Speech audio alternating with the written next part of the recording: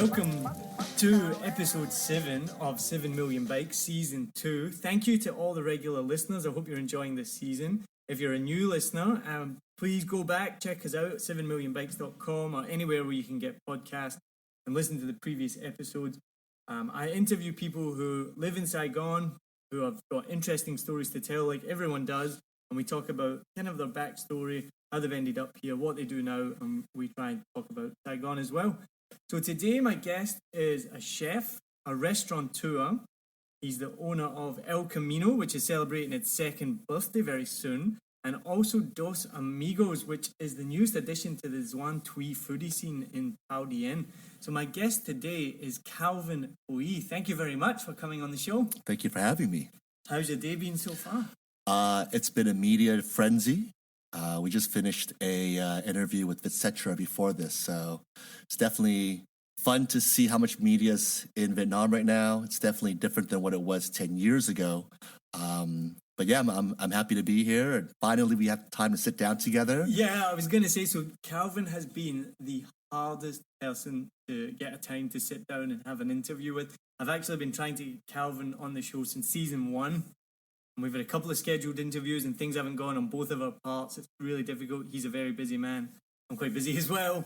So I'm glad that we finally get to sit down. Sure. Conversation. And it's interesting what you see. The media scene in Saigon has really, developed.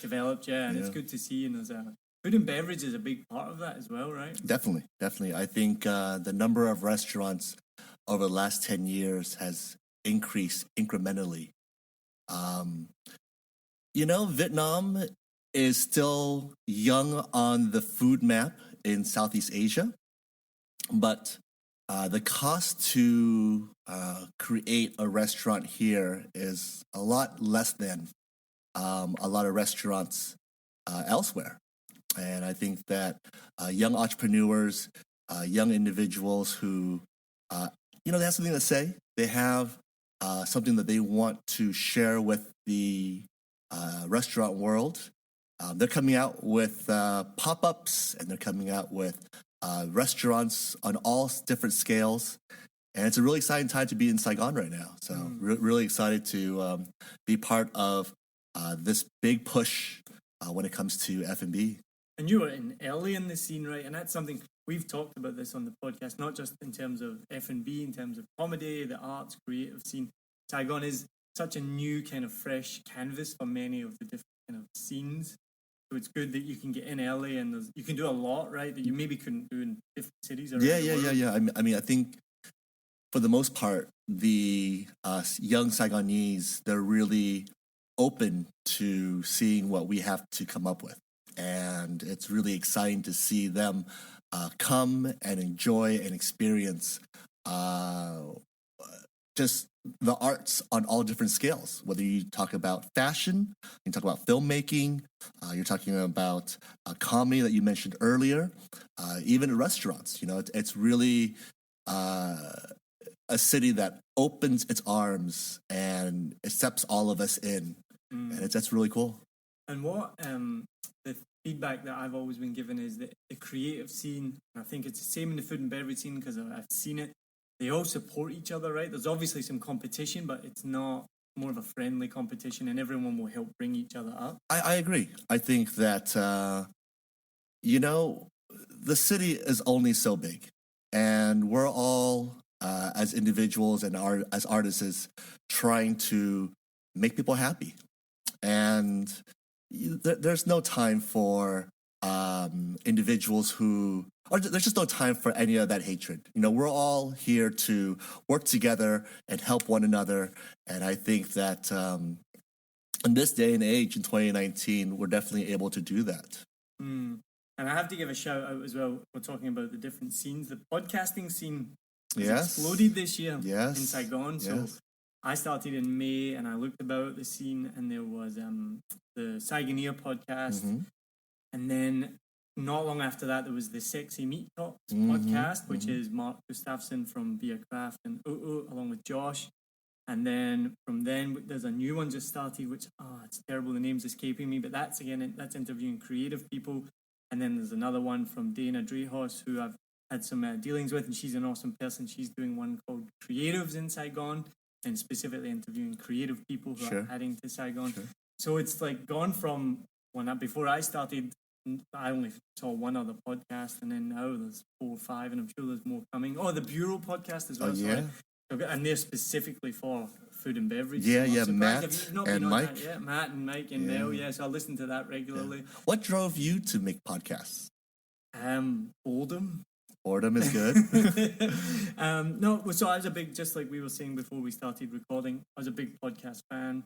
Really love the medium. You can just put it in and do the dishes, be in the gym, be driving. And so I was actually doing the dishes one day, and I have Sundays off and my wife is working, and I needed something to do. And I was like, start a podcast, that seems easy. And then the name 7 Million Bikes came to me. And I was like, all right, I'll buy a microphone. And then my friend Lewis, who I always give massive credit to, I said, do you fancy making some music for my theme music? And he was like, yeah, I'll do it. He's a music producer. And then nothing came of it. And I'd already recorded a couple of episodes, and I was about to try and find some royalty-free music just to put on there. And then suddenly I got a message from him saying, how does this sound? One listen, I was like, oh my God, this is amazing. And has it changed your life, being a podcaster? I guess so, yeah. How so? I think friendships, for one. This is one of the things. I've just been interviewed on another podcast called The Blue Expat, which is actually predominantly interviewing Vietnamese people, but they do interview some English-speaking people, and they interviewed me. And I said, for most of the guests I've had on my show, I'd say I've become pretty good friends with them afterwards, which has been amazing. Most of them I don't know before, or even like yourself, I know of you, or we have interactions, we're friendly with each other, but sure, we don't have a chance to sit down and, talk to each other. No. Really just talk. And Lewis and Kim, who were one of the first episodes, are 2 of my closest friends here. And the stories that I shared with them on the podcast, I never knew about them. Sure. They were so funny and so interesting. So that for me has been good. And then just, it's just been a really good buzz. There's been good interactions, meeting people, things like that. Yeah. Well, let's talk about you, not me. This isn't a podcast about me. Oh, I was trying to flip it around. I know, I saw that. Talk about you. I'm going to flip it back. So, Calvin, the first memories I have of you was I was doing teacher training, doing the CELTA, just off of Boy Vienne on Wing Ku Chin. Yeah. And my memories of you are walking by Sancho's and you just kind of yelling at somebody in Vietnamese.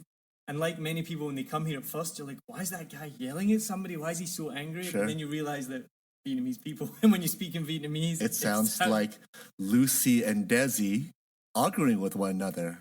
But in true actuality, I'm a very nice guy. Yeah. I probably never yell at anybody. And now obviously then you realize, he's not just some crazy guy in the street yelling at someone. He's just talking to someone and having a conversation. But I always used to love going to Sancho's.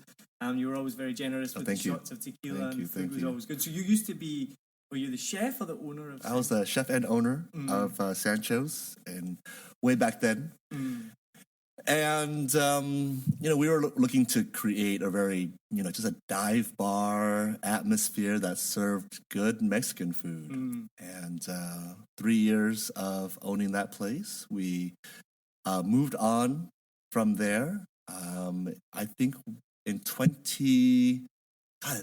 it'll be early 2018, no, 2017 was when we moved on.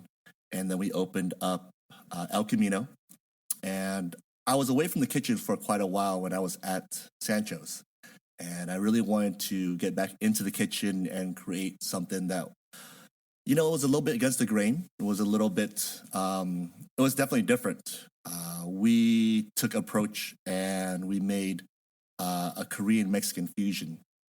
We did so in a space that used to be a storage room. So, my wife and I created El Camino, and we wanted a place. One of our key principles for any restaurants or bars that we open is we want something that is non-pretentious. We want something that is definitely new, and again, I use that term going against the grain very often in my cooking and in what we do. But we wanted something that was for the Saigonese. People who brave the traffic, they brave the air quality, they brave all these things. And I wanted to do something that was special for them. I wanted friends and family to come into town and say, hey, I have a place to take you. It's called El Camino. They do this crazy rendition of Mexican, Korean fusion tacos.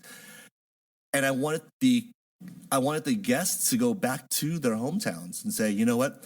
We just had this, incredible experience. And it was in Saigon. And no one would believe them because who would ever think that there would be a Mexican, Korean taco place in Saigon? And do you see on the TripAdvisor reviews, have you achieved that goal? Yeah. I mean, I think I'm pretty fortunate and pretty lucky in TripAdvisor. So we're number 1 right now under Mexican food. And it's so crazy because what I do is completely opposite of Mexican food. Shouts out to those who do authentic Mexican food here in Saigon. But it was just never we never set out to do something really authentic. We always wanted to do something that was us, that was very LA-esque.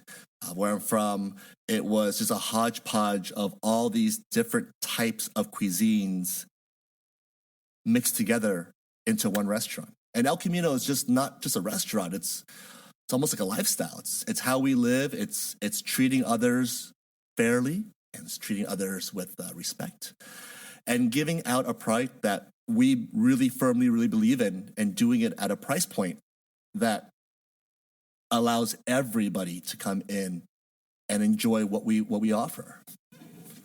Well, I'm not just saying this because you're sitting in front of me. I'm a pretty regular customer at El Camino. You've done an amazing job. The food there is incredible. What made you choose then Mexican and Korean food? Yes, that's always a funny story. So I think every chef is classically trained in French cuisine.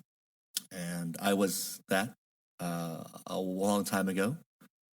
And I've worked my ways through San Francisco's kitchens, and there was one restaurant that I was working at, and I used to make their master stock, and we're talking, big vat of oxtail, and we would make their stocks every week, and it was my job as chef to create a staff meal.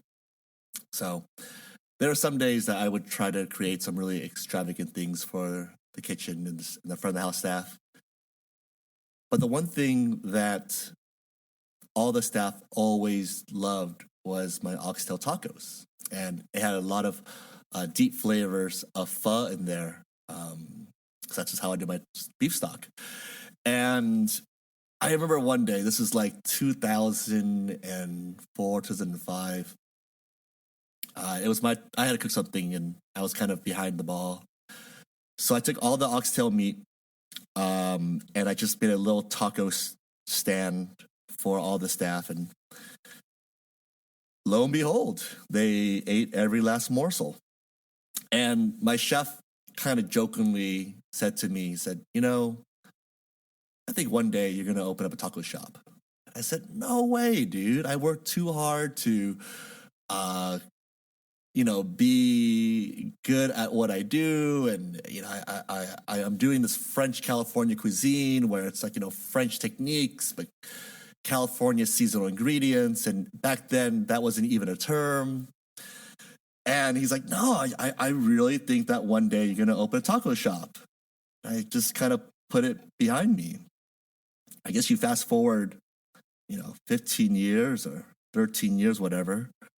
And here I am making tacos for everybody. So I think it's kind of one of those cool things where I just cook food that I enjoy cooking. I cook food that I want customers to appreciate.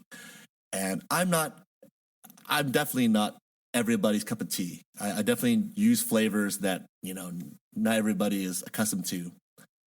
But at the end of the day, I put my heart, on that menu, and I work and I really try to create something that people can enjoy. They get off their phones, they get off Instagram, and they just focus on the food in front of them. And hopefully some people enjoy it and Is that why El Camino's so dark, so people can't use Instagram? Yeah. It's exactly the reason. So during 2 years ago, that whole Instagram phase was going around with the hashtag InstaFood, and my wife and I were like, if they spend all that time taking photos, that food's going to get cold, and that food's not going to be good, and they're going to complain. So we purposely used Edison bulbs. We purposely made it so dark that the photos come out so ugly. So, well, I got bad news for you. Yesterday, I saw a commercial for the Pixel 4, which can take pictures in almost complete darkness. It can take a picture of the night sky and capture the stars. Isn't that something? So once that hits the market. Streets, the market, you're going to have to think of something. You have to do is just dine in the dark. Yeah, in the dark. Yeah, we definitely wanted our place to be a joint where just people talked over good food.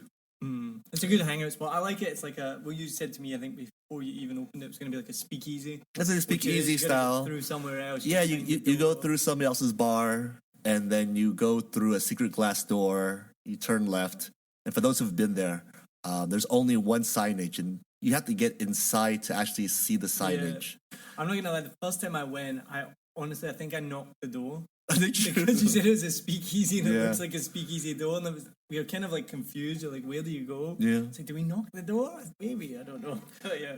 Then you walk in and you're like waiting for us right there. And you're the front of house. You're right there in the kitchen, which is always good when you walk in. Sure, it definitely is an experience. We definitely wanted people to look differently at what food could be and what restaurants could be. And we try our best to always ask ourselves that exact same question. What do we want to be known for? What's our message? And we always try to keep pushing ahead. So what's the worst complaint you've had, or the most ridiculous TripAdvisor review or review that you've seen where you're yeah, so we gotten like 2 bad reviews, 2 1-star reviews, but I take them really with a grain of salt. I listen and I read what they're saying, which we always try to create something better from that. So the one review that I was really, really, it was unjustifiable, was a review that said it was too busy. They had to wait 20 minutes for food. And I think it was just like the fact that it was just so hard to find. And I was just like, great for TripAdvisor because they let the restaurateurs have the last say. So we definitely get a chance to speak our mind. So I wrote probably a dissertation and said, I apologize that it took 20 minutes. You little punk ass bitch. You didn't say that. I did. Y'all can read it if you're on TripAdvisor. We're gonna find it. We're gonna put it in the show notes. Will you please? Yeah. So I just said, I'm sorry it took 20 minutes. I'm sorry that you couldn't find a seat because we only have 38 seats. I'm sorry, but I said it. I made sure that people knew that, hey, good food takes time, and there's no reason why you should go to a restaurant and rush anything. It's an experience. You should go and have a drink and look around and smell and do whatever you need to do. But rushing is the last thing you want to do when you dine out. And I find that I think the trend these days of restaurants or of customers coming in and demanding certain things. You come into my house, I'm trying to feed you with everything I got.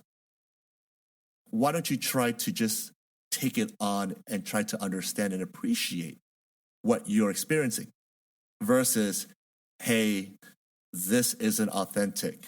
And then I asked them, well, what is authentic? And they showed me a picture of Taco Bell. So, you know who you are, you little punk ass bitch. But this what you're saying there, it ties in, and I sound like this the oldest man in the world, right? But like this is like the generation nowadays. This is the expectation. Again, I don't want to reference all previous episodes, but we've talked about like Tinder and how dating has become so disposable for people, with Uber Eats and Grab Food and everything's faster, quicker. That ties into someone complaining about waiting 20 minutes. Like, Yeah, you and wait 20 we're busy, and you know what? That's what happens when you're at a busy restaurant. You wait and 20 you guys minutes. have awesome drinks. You can sit down, have a beer, have a chat. Like, Sure. there's no rush to have like your food in front of you. Yeah, I think it's TripAdvisor is great, but when individuals become keyboard warriors, it really affects our livelihood. You know, we put a lot of money and time and ourselves into these businesses, these restaurants, and to judge so quickly. Remember, the menu comes out, you get to read through the whole menu, no one rushes you, and you choose the items that you think are best, suitable for you. The food comes out, and whether you like it or not, I think you should go in with an open mind. If you didn't like the food, tell somebody. I spend half my time in the dining room going from table to table to make sure that everybody has a good time. And if they don't, hey, I'd be happy to comp it. But you got to tell me instead of going online and doing so. And, you know, people have their opinions. When I had my restaurants in San Francisco, even though when I got reviewed by the SF Chronicle, they still came 3 times. And they would always come with a partner. They would always order 2 different things. And the person who is critiquing your food, critiquing your service and everything about it, they have done this all their lives. When you work at that level as a food writer, I think you go into a business and go into a restaurant and you really want the chef to tell his or her story. Instead of coming there and having predisposed ideas of what food could be or should be. And then when it doesn't come out to what you think it is, you write that review. And I can speak for a lot of the restaurateurs and chefs in town. You know, if you don't like it, don't come. I go to a lot of restaurants, and if I don't like it, I just don't go there ever again. I think that's the easiest way of dealing with it. But if you go somewhere and you have a hair in your food, or your steak was overcooked, or chicken was a little bit pink around the edges, whatever it is, there's a manager on duty. Social media makes it so easy to reach out. Everybody knows who the chef is at these restaurants. Everybody knows who the owners are. If you just write a letter to us and say, hey, yo, I didn't like what you were cooking, I'm sure one of us, actually all of us, will come back and say, hey, I'm really sorry you didn't have a great meal. Kitchens have bad days. They have good days. Maybe that was one of our bad days. How about we try to make this wrong or right? How about we bring you over and I'll personally cook the meal for you? Maybe I can change your viewpoint on how this food is, and we can be friends about it. Yeah, I don't understand the whole rush to the keyboard kind of thing. Like, because I've had it before where something's maybe not been right. Exactly what you're saying. You bring it to someone's attention, you chat to them, and it will be sorted, and you leave on a high, and you will come back. You know. I'm gonna sound like an old man right now, also, but you know, my parents taught me they taught me manners, and one of the things they taught me was, if you have something to say it somebody's face. Don't do it behind their back.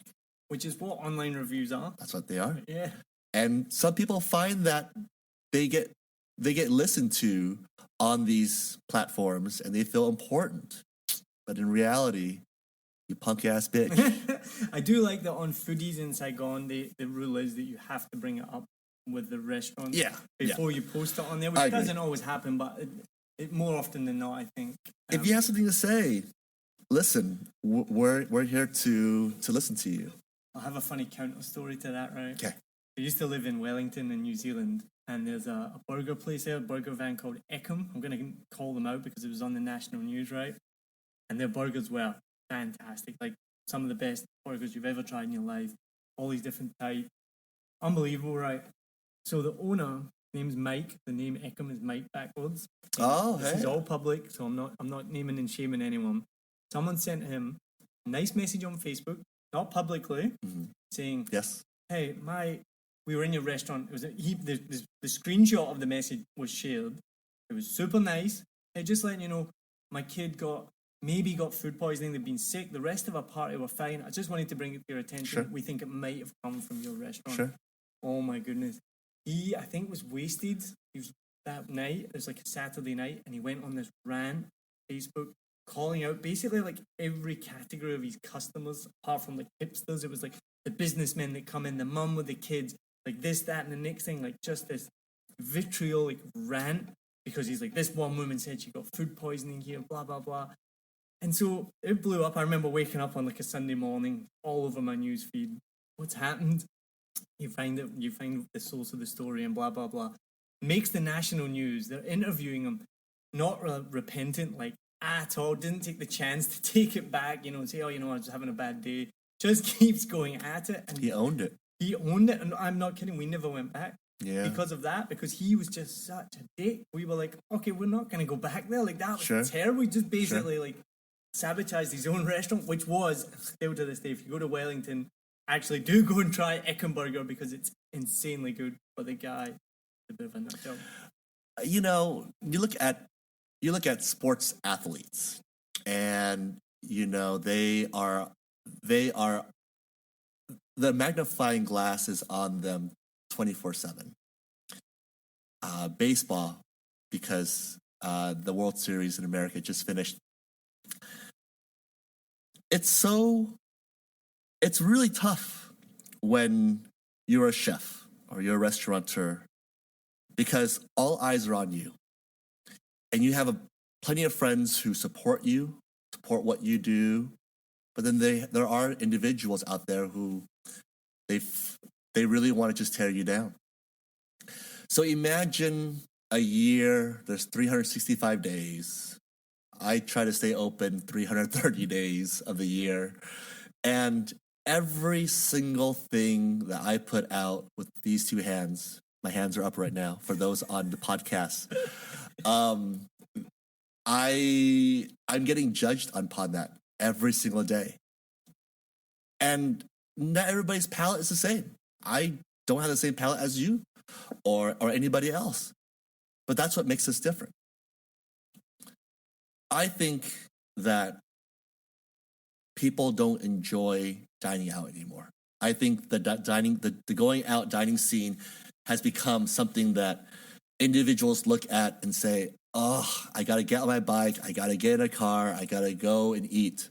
You got to talk to people. Yeah. You can do it on an app and it shows up at your door. I'm sorry, when I was young, I had to get 3 A's.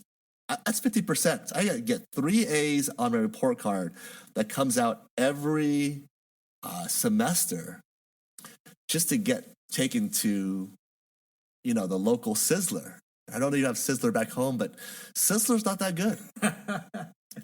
And we used to enjoy every single minute of going out, because we would put our best clothes on. It meant we didn't have to eat Vietnamese food that night. It meant we didn't have to do dishes. It meant I could eat honey mustard, in the 80s, because honey mustard was so cool. And these days, people want what they want now.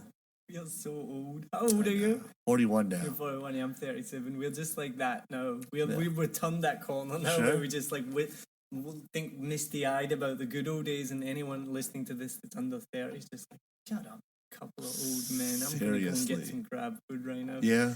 So let's move away from the restaurant. Sure. Let's talk about your background. So you're Viet Q. Yes, I am. You were born in California. Your parents are from Vietnam. Yes. How did they end up then, or how did you end up in California, I guess? My parents were broke people. They went over in 1975. And how it came about was probably a good 6-pack and a little bit of loving. No. My parents had me in the late 1970s, and we grew up in a small city called Huntington Beach in Southern California. They call it Surf City, USA. And, me growing up, it was great. America was a really cool spot.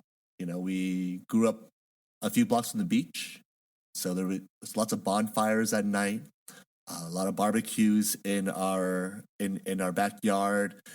We had a little neighborhood gang, and we traded baseball cards, read comics, things that probably no one does anymore.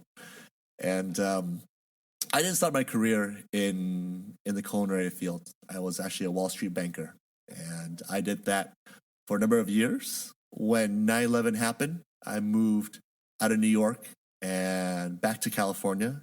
And instead of going back to Huntington Beach this time around, I moved to San Francisco. And I think in 2003, I started my culinary education, and I've been hitting the kitchen ever since then. Did you learn cooking from your parents? No, my mom's a horrible cook. I think a story that I tell a lot of the media is I used to love spaghetti and meatballs. That was like my jam back then. And one day, my mom didn't have any tomatoes in the house. There's no tin tomatoes. There's no tomato paste. There's just ketchup. So my mom made spaghetti out of ketchup, and she put it in front of me. And it looked like spaghetti. It smelled kind of sweeter, but it smelled like spaghetti. And so I took a big mouthful of that. And, she thought nothing of it. She thought ketchup is made of tomatoes. So what's wrong with you? And when I ate it, and I had to finish it because, I think it was 83. No one didn't finish their food. If you didn't finish it that night, it would go into a box, like an old margarine box, and it'll go in the fridge, and it'll be served to you tomorrow. And if you didn't finish it then, I promise you the next day, you would have it the next day. And she would somehow find a way to put it into other foods and surprise you because spaghetti with ketchup is there. So ever since then, and the joke around the house is, when the holidays come around, I cook everything. And I always say, I don't want you making ketchup spaghetti anymore. I don't trust you. That's awesome. And so, your parents, did they talk much about coming from Vietnam, moving over? No. My parents wouldn't speak a lick of Vietnamese to me growing up. No. And I think that's why my accent to this day is so hereditary bad. It's just horrible. I didn't learn any Vietnamese until I got to Vietnam 10 years ago. And I learned Vietnamese like everybody else does. I learned Vietnamese by watching television. And, you put on TV and they're acting and they have a certain way of speaking on television. And I find that my Vietnamese sounds like theirs. So they always say that I'm over dramatic when I speak Vietnamese. Well, that ties into what I said about the first time I That's saw you right. on Vietnam, then. That's right. There you go. Yeah. So you're a Wall Street banker? Oh, it sounds really cool, but I was just doing mortgage back. Terrible. It does. I did what I did. I loved what I was doing. I was doing mortgage-backed securities, and I was good at what I was doing. And at 23, I sold my first company, and I did a little traveling. And when I came back, I would dine out a lot in San Francisco. It was, or even New York and LA. It's just a lot of people buy nice cars, they buy nice watches. I just buy food. And I remember sitting in a restaurant, probably 2002, and it was a restaurant called Towns End in San Francisco. Hopefully you're still around. Shout out to Towns End. And I was, I would frequent there, and the maitre d' would come out and they would say, "Hi, Calvin." And somebody would come out and say, "I have this new wine. It's really good." And the chef would send out like an intermiso dish, and I was like, "Oh, restaurants seem so cool." And this is the time that Food Network was coming about. So there was Emeril Lagasse, Bobby Flay, there was Rachel Ray. And I remember sitting there, and I looked into the kitchen, and there was this French chef in his whites. He had his brigade. And I thought to myself, man, if if it's this cool sitting at a restaurant on this side, imagine how cool it is to be in there. Little did I know that the restaurant world is it's so painful. And when I first started my first restaurant gig, and I was just like in there chopping vegetables and peeling potatoes, I kept looking for that French chef. It wasn't Townsend, it was another restaurant, but I kept thinking to myself, I'm gonna have this French chef, and he's gonna be named Pierre, and he's gonna love me, and fucking he's gonna take me to France, and he's gonna show me fucking all these sauces, and I'm gonna become this top chef. And no, my first chef was named Jose, and not to be, racist, but his name was Jose. He was Mexican, and he taught me so much of how to be just clean and be tight. And he used to say something to me: if you can lean, you can clean. And ever since then, every time I had like 2 minutes, I would just like wipe something down. So, but he was my first chef, and we didn't wear any nice whites. I think I wore like an extra large because that was all that was in the laundry basket. People in the restaurant world know that that's just all a show, and that the real reality of it is it takes so much heart to do what we do, and to have just try to make people happy. It's definitely an orchestra. What's been your biggest challenge? I think the biggest challenge to me has been trying to find my own voice in the culinary world. Cooking something that was near and dear to me, something that I really believed in, something that was different than what the trend was going right now. The hardest thing for me was to do less to my food and to simplify what we do and really find quality ingredients. I think anybody can mask stuff with salt and sauces, but MSG. Yeah, but you try to do something without that those masks, and you'll realize that cooking is hard. Well, I want to get your opinion on this. Someone said to me recently that the best Vietnamese food in the world is in London, and I looked at him and I went, "What? What are you talking about? We live in Saigon. Sure, the best Vietnamese food surely here." And he went, "No, because the freshest ingredients and the best ingredients are in London." So he was like adamant, like the best Vietnamese food is in London. What's your opinion on that? All right, so for those who know me back in the SF days, they know that I started my career at a restaurant called Slanted Door. Slanted Door is pretty much the godfather epicenter of what Vietnamese farm-to-table seasonal is all about. I mean, Charles Van, my chef, has really helped mold me in my career. He's the one who told me, he said, "Hey, you're going to own a taco shop one day." I just said, "Hey, man, dude, come on." And, he took farm to table, he took Vietnamese recipes, he used the best ingredients he possibly could find from the farmer's market, from the beef purveyors, everybody, just seafood purveyors. He created what I think Vietnamese elevated could be. But what is the best, right? And so everybody has different palates. I like to eat food that's more rustic. I like to eat food that's more regional. I like to eat foods that there's a story behind it.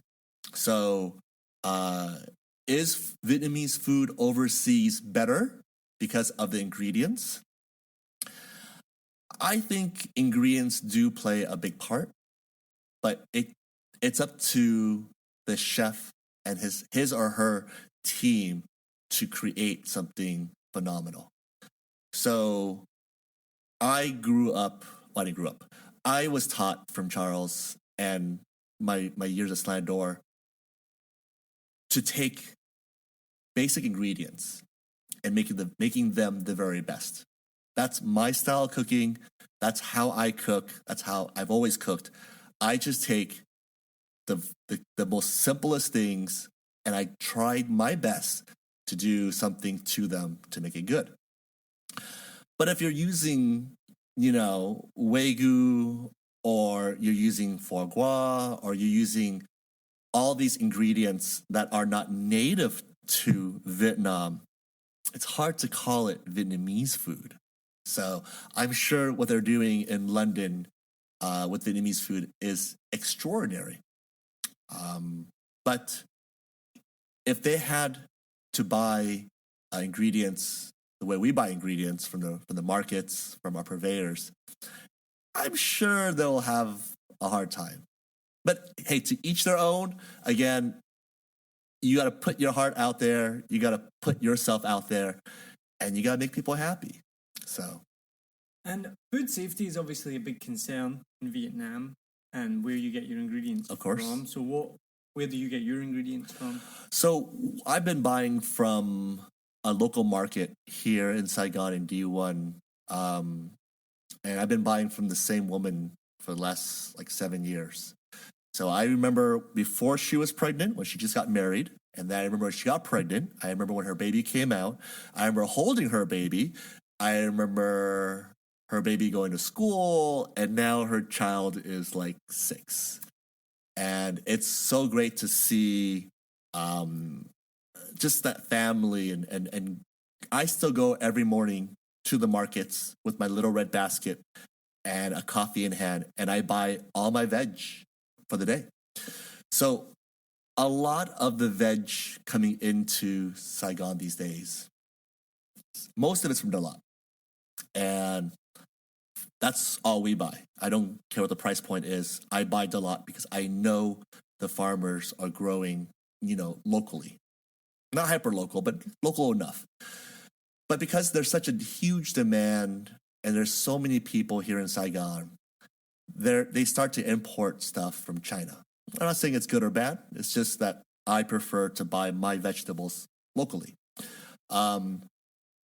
We still get our meats from Australia, and I know a chicken lady in D4 who sells me really good quality chicken, and then all the pork products come from my wife's, her family's farm.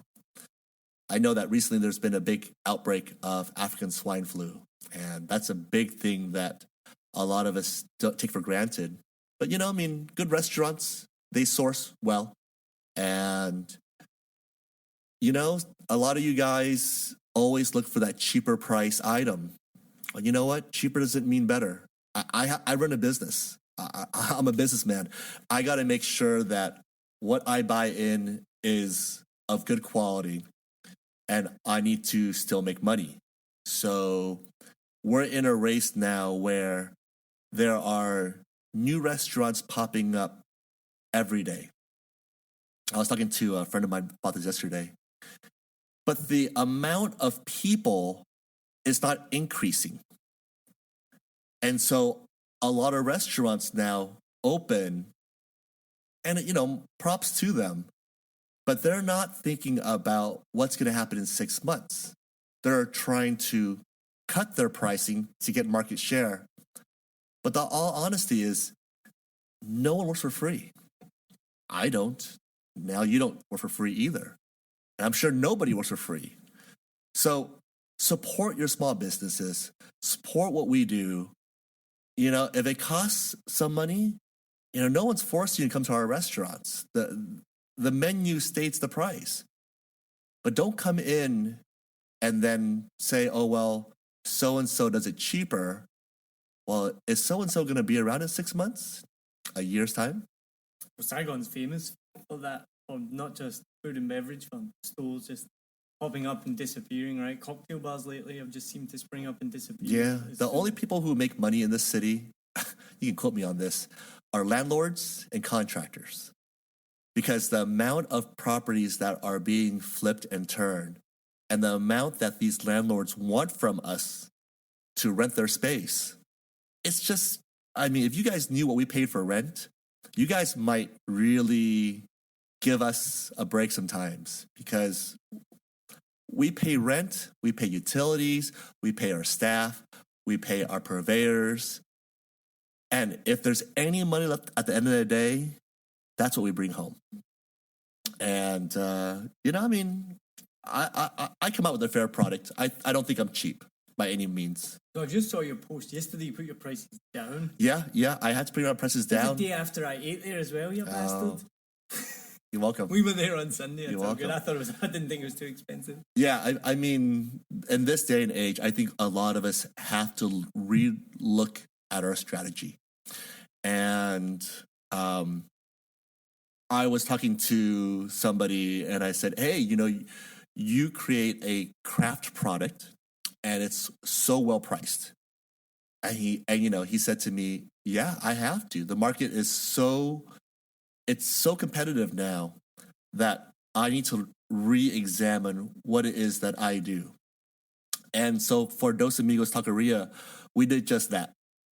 I want to feed people. I want to see plates come back clean. That's the reason why I put in the 70 hours. It's not about the money. It's not about the fame. It's not about any of that. It's when they walk in and they sit down, did I feed them? Are they happy? And is every last morsel of that plate finished? That drives me. So we lowered 2 items. Our burritos are now 100,000 from 150, and our burrito bowls are 135 from 165. It seems so drastic when I saw you post that. Because I'm not joking, we were there on Sunday night. Sure. Paid not the full price. Sure. Didn't think anything of sure. it. And then I saw your post and I was like, wait, what? That's a massive drop. Yeah. I mean, it's something we have to do. But luckily for us, we own other businesses that kind of take the hit. We make sure that it goes, that the hit goes around all 3 businesses. So we all take a piece of it. But I'd rather feed people than to have somebody tell me, hey, and it happened, hey, I don't want to pay $6 for a burrito because back home it's $6. And is that what was happening? Yeah. I had more than one person then. I had somebody come in and they said, hey, Chipotle is $6 and so are you. And I said, why should I be any less than Chipotle? Am I giving you a great product? Did you eat every last bite on your plate? Yes, but I think you should charge less. And I said, why, man? Why should I charge less? But this is really about the people. Going back to why we build restaurants. I hope you didn't just listen to one person. No, we really thought it out. Yeah. We want to make sure that people are fed. And if it means that Dos Amigos makes a little bit less, then so be it. I'm not trying to cut the market. I'm going what I think is an average rate. If you go out and eat, you want to spend 100,000. 150 would be nice, but let's just say you want to spend 100,000. All right. So I now know that there's a threshold for the market. And I guarantee the price of 100, it won't be there forever. But for the immediate future, if I can make people happy, if I can get people full, then you know what? I hope you guys really take advantage of what we do right now. And when we raise the prices up slightly or back to what the original cost is, I don't want to hear people telling me that, oh, I'm paying more now. Consider this, us being really friendly to the audience, but us also being very fair about who we are. So you're going to start seeing that Dos Amigos is going to be a little more self-serve. I'm going to need less staff. And what we do by doing so is we're going to lower the prices because my overhead is a little less. So I'm going to pass along the savings to the customer base. So if you come, go to the counter, order, sit down, be a little patient with us, and we're going to try a different approach. We're going to try to do more self-serve restaurants, and we're going to lower the price, but we're going to try to do so with everybody's help. We need your help with volume. We need your help with being patient, and we need you to tell a friend because that's the only way we're going to be around next year, the following year, and the year after. We need people going out there and enjoying restaurants again. Do you think, I've talked about this in terms of fear, Do you think one of the challenges in terms of price is because you can go and get a banh mi for 10,000? People know that they can pay that little for this delicious piece of food. Sure. And I think the beer industry has the same challenge that I can go out and buy a Saigon Special for 15,000, which tastes fine, or I can spend 150,000 for the same size beer. Obviously, the quality is infinitely better, but it does the same job. Do you think because in Vietnam there's such a difference between prices? I don't think it exists many other places in the world where you can get something so cheap and then the same item so expensive. Is that what's part of the challenge for the pricing? I'm going to be very straight up right now, and y'all can quote me on this. The days of Vietnam being cheap, they're long gone. You can live any lifestyle you want. You can live in Tân Binh. You can eat banh mi. You can drink Saigon Special. That's on you. That's how you want to live your life. But a person's lifestyles or choices cannot drive a market. My market that I go after is definitely not those individuals who want to find a cheaper lifestyle. If you guys want quality, you guys should think about the individuals who create it for you to enjoy it. Because if you don't support it, we close our doors down and we go somewhere else. And this city is going right back where it was 10 years ago when there were only 5 restaurants. So it's up to the consumer. Start thinking about, do I want this, handcrafted small batch beer, gin, what have you, or burrito or taco? If everybody is going to live that old lifestyle that I was living 10 years ago, you're going to see all of us pack our bags and say, hey, I can go to Seoul, Korea. I can go to Tokyo. I can go to Taiwan. I can do the exact same thing I do here and make 3 times as much. And people will appreciate us. So if you don't appreciate craft, if you don't appreciate what you get in Vietnam, somebody else will copy us, but they won't do the exact same level that we can create. Do you think that needs to be kind of marketed more? The way you're talking there about it being handcrafted, locally sourced, I don't see that in the marketing. Are people scared to do that because it's too hipster, it's too cool, it's like people are going to be turned off by that? I think everybody has their own style of marketing. Mm-hmm. I'm sure, if you guys follow me, I have definitely my own style of marketing. But I've always been transparent in what we do. And we've always tried to serve the very best that we can. Within a certain price range, I tried my best to create something that was good. You know what? If consumers who flock to Vietnam think that living here they can make $2,000 a month working, and they want to hoard all that money, and they don't want to reinvest it into society, there's going to become a day where none of us want to do what we do because we don't have to. We do this for the people. It's not the other way around. I think that a lot of restaurateurs and a lot of people in this industry do not want to say that, but I'll go on the record and say it. We do this for the people. If we're not appreciated, I'll close up tomorrow, and I'll go somewhere else, and I'll reopen, and there will be individuals who come and enjoy what we do, what I do, what any of us do. Support small businesses. Support what we do. If you want to eat Popeyes, you want to eat McDonald's, that's on you. And I eat McDonald's all the time, so I'm not going to say anything bad about them. So I feel like who you're talking to right now, though, is expats. I'm talking about it to everybody. Expats. I don't know if that applies to Vietnamese. The Vietnamese middle class is growing so fast, and you go to any restaurants that are blooming right now in Saigon. I've talked about this before. What I always think is so refreshing is there's so many Vietnamese people there. It's amazing to see. It's not that stereotype of it's just all wealthy expats there. Yeah. All these Vietnamese people enjoying all this expensive air quotes food, beer, beverages, things like that. But do you not think that that market is there for that? They want that. The market's there. I mean, a lot of us have a hard time cracking that market. There's a few of us in town. I think Bowsy and what Chris is doing is like tremendous. What Ut and Beer Crafters are doing is tremendous. What Quince and Tomatito and Stoker are doing is tremendous. Octo, Fresh Catch, Coquette, all the people that I'm so close to and who've supported me from my early days, you know, we're all trying to break that Vietnamese market.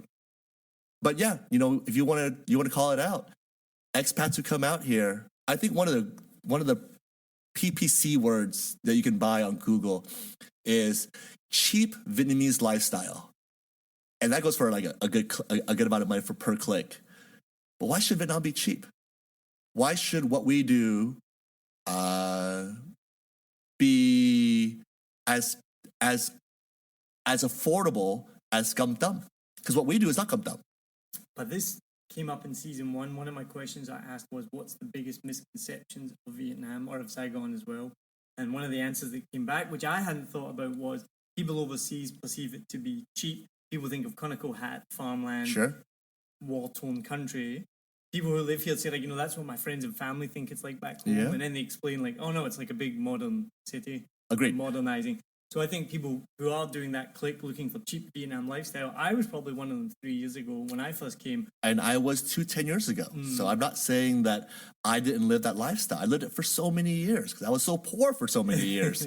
I'm just less poor now. You know, you can choose whatever you want to eat and you can choose however you want to live. But if you want to see what Saigon is in this day and age, go out there. I promise you, when you look at a menu of, say, you know, my favorite restaurant is Quince. Shouts out to Julian P. and their whole crew out there. If you look at his menu, his starters run $8 to $12. You go to LA, San Francisco, or New York, a beer is $12. One of their starters is 18 to 27. Things cost. And we can't, as restaurateurs and chefs, we can't take that out of our pocket. We're trying to give the consumer something that is seriously good. And if you want to support it, if you want to enjoy it, a night out for one person at a really nice restaurant will run you $60, $70. In-N-Out Burgers was like $45 for me and a few friends not too long ago. Can't be the comparison can't be made. But the beauty of Vietnam is that, so Sunday night I went to Dos Amigos, fantastic meal, paid full price. I was okay with that. Glad you did. You know, this morning I had a banh mi, 10,000 dong for breakfast.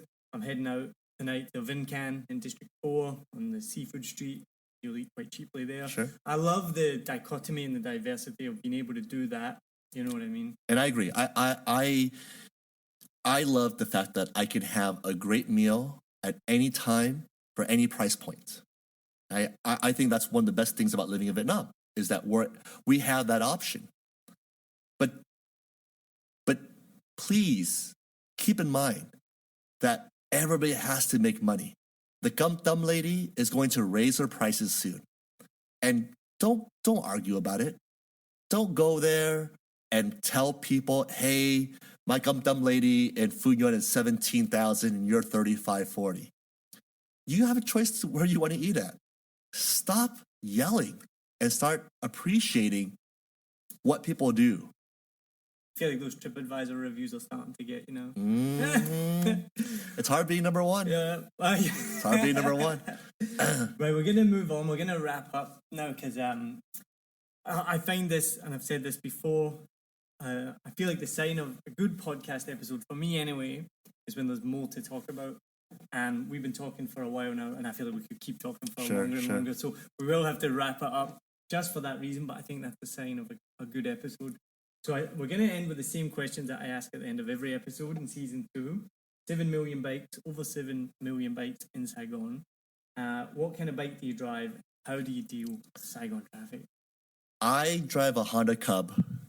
And how do I deal with the traffic? Being here for 10 years, traffic wasn't this bad beforehand. I think if you want to live in a big city, traffic is something you deal with. There's no way around it. I think that if everybody just took 5 fucking minutes and let somebody ahead of them go in, we wouldn't be in this, madness every day. But no, the city is 13 million plus strong right now. When I moved here 10 years ago, it was only 9 million. Yeah. And it only continues to grow. So if you don't like the traffic, well then walk. Walk. Just get hit by the traffic. Yeah. What's the oddest thing you've seen on a bike? There was one time I saw 5 monkeys on a bike. I love this question. I love these answers. I know. So I think it was when I used to own Sancho's on Bouivin, and just this guy had 5 monkeys on his bike. He was driving down, and they were all sitting so politely, and it was just crazy. Yeah. I saw a great one just yesterday. Was this massive bike was coming behind me. I could hear it. And it overtook me, and it was almost like a Batmobile bike, like massive big guy with tats on. And he had this dainty little violin on his back. I was not expecting that at all. You've got 24 hours off away from the restaurant, nothing to do, 24 hours in Saigon. What do you do with yourself? So I think I start breakfast with something from the central region. I would say mi guang. And then I didn't have any work, I would go to Japantown and do an onsen, because I think that's really cool. I'd get a massage at probably Miu Miu. I do a great set lunch around town, and there are some extremely good set lunches. You can follow my food blog, Fucking Deliciousness, for more great tips on where to eat at. But I think my top, 5, Fresh Catch has an incredible set lunch. Stoker, Tomatito, Octo. And if I had to choose a 5th set lunch that I eat really often, you know what? There's a spot called Gum Min Duk in D1, and they do cafeteria-style Vietnamese food. It's really homey, and it ain't cheap, but it's really good. But that would be like my go-to spots for lunch. And then catch a movie, because movies here are insanely cheap for the quality of theaters that you get. I don't know, man. Crack a bottle of vino, have some beers, just enjoy life, but don't do it cheap. Just spend some money, guys. Do what you want to do. Do what you want to do.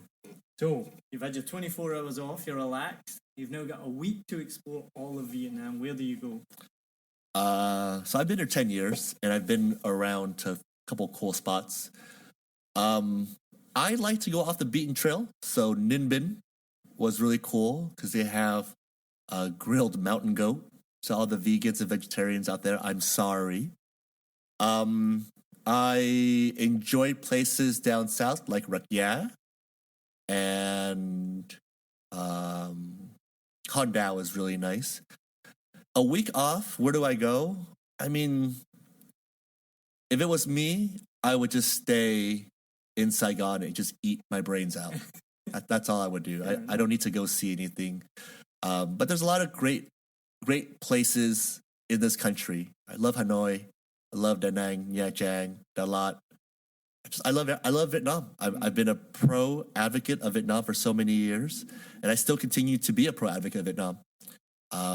It's a great place to be at. It really has supported my career, and I hope that during the 10 years of being here, I have given back just a little bit, because Vietnam has given me everything. What you were saying there, that's a nice sentiment. Yeah, I like that. That's great. Thank you. Tying into all the amazing places that you know in Saigon, do you have a hidden gem that you can share with the listeners?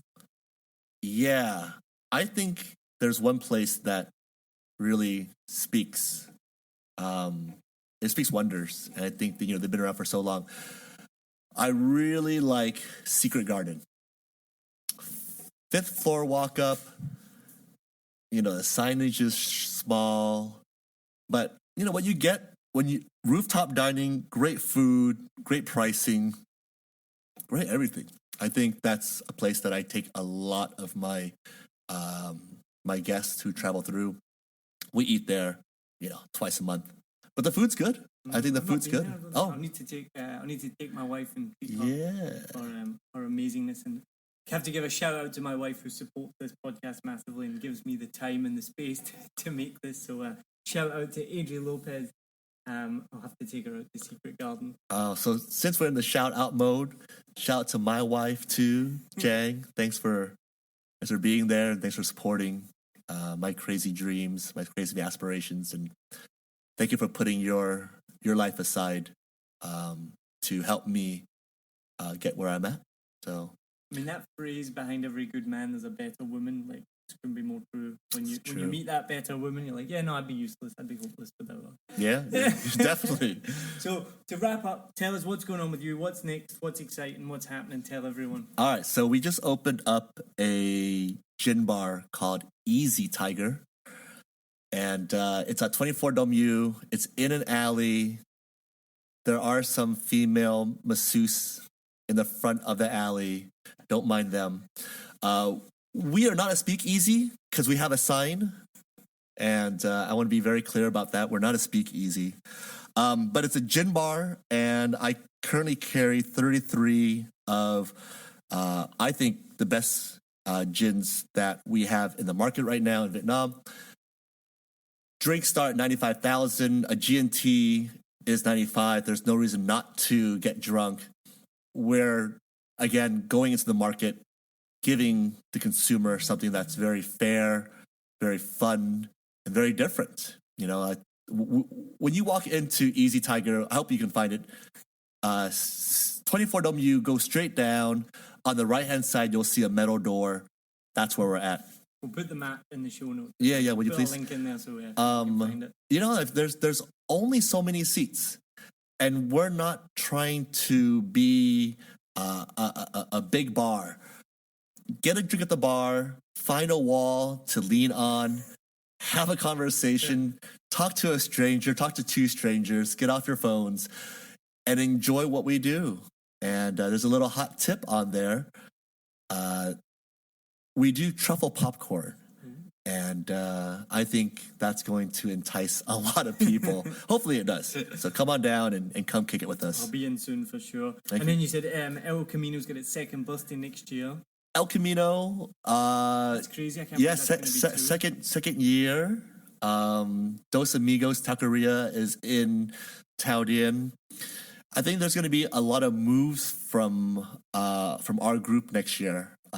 Stay tuned. I have a few bets on the market on what the next trend is going to be. So we're going to hopefully be first in that and set that trend. And yeah, I think next year is going to be really exciting for us because we're going to do some really incredible things. I think I've got an idea of what the trend is, but I'm not going to say it on here. Awesome. What a tease. Thank you so much, Calvin. Thank you so much. It's been awesome. It's been worth the wait. As I said in the beginning, we have taken a while to get this together, but I'm glad you've come on and been amazing chatting with you. Really good to hear some insights into the industry. I truly hope you don't go anywhere because your food, I'm not just kissing your ass. I think your food's amazing. You do a wonderful job. And I'm definitely, I'm Scottish, mate. So you put your prices down, I'm coming in more. Oh, tell a friend. Tell a friend. It's all we ask. I was going to say that earlier as well. Something that frustrates me often with restaurants, with everything, they all say, "Oh, can you leave a review online?" And do you know what I will say to them? I say, "I'm not going to leave a review online. I just don't do it. I just can never be bothered. But I will tell somebody." And I think, but people forget about the good old word of mouth. Like if I have a good time, I'll be messaging my friends. I'll be like, "Do you know what? I just went to Dos Amigos. It was amazing." I'll hear that. That's so much more valuable than just throwing out a review online.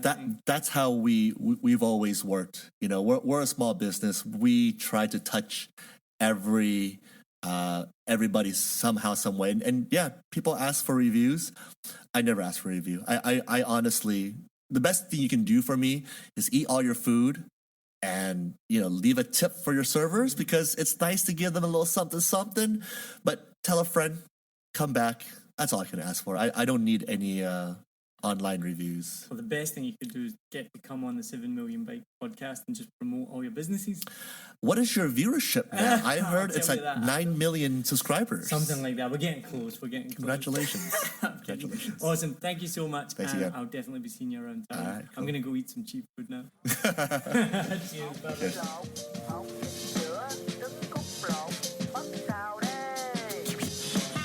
Thanks for listening to this episode of 7 Million Bikes, a Saigon podcast with Calvin.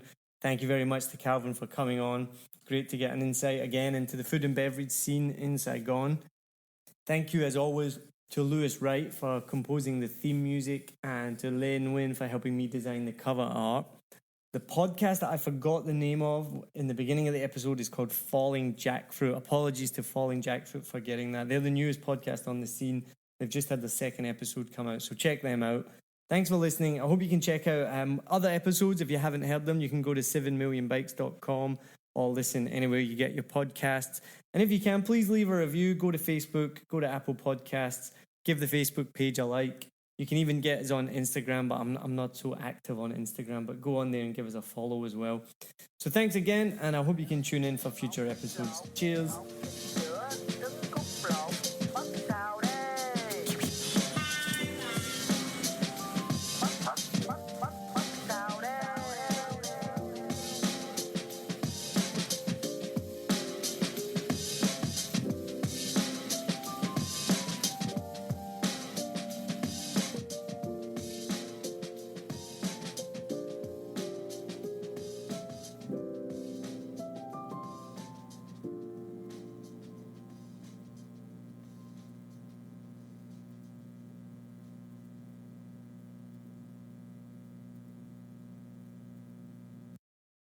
I hope you enjoyed this episode. If you're like me, you may use your laptop at places where you have to use public Wi-Fi. This opens you up to digital snoopers. It's a massive problem.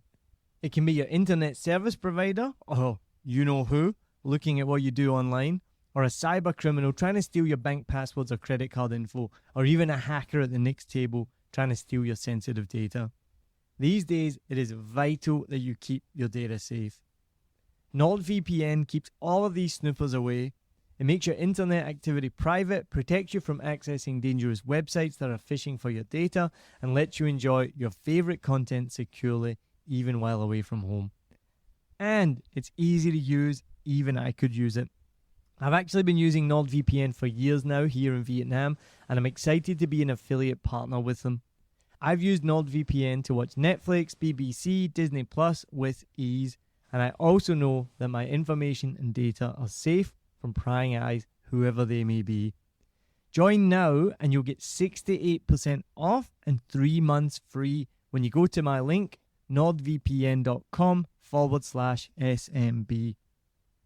Just again, for those hard of hearing, nordvpn.com/SMB. The link is also in the show notes. I know nobody checks them out, but go check that out and you can get the link from wherever you're listening to this podcast. As an affiliate partner, it also means that I will get a small commission when you sign up, but at no extra cost to you. So not only will you be getting a great deal through 7 Million Bikes, you get a great VPN and you'll be supporting 7 Million Bikes podcast. Stay safe online and enjoy the shows you love. Any questions, just let me know. You know how to get in touch with me. And thanks for listening to this show. Cheers.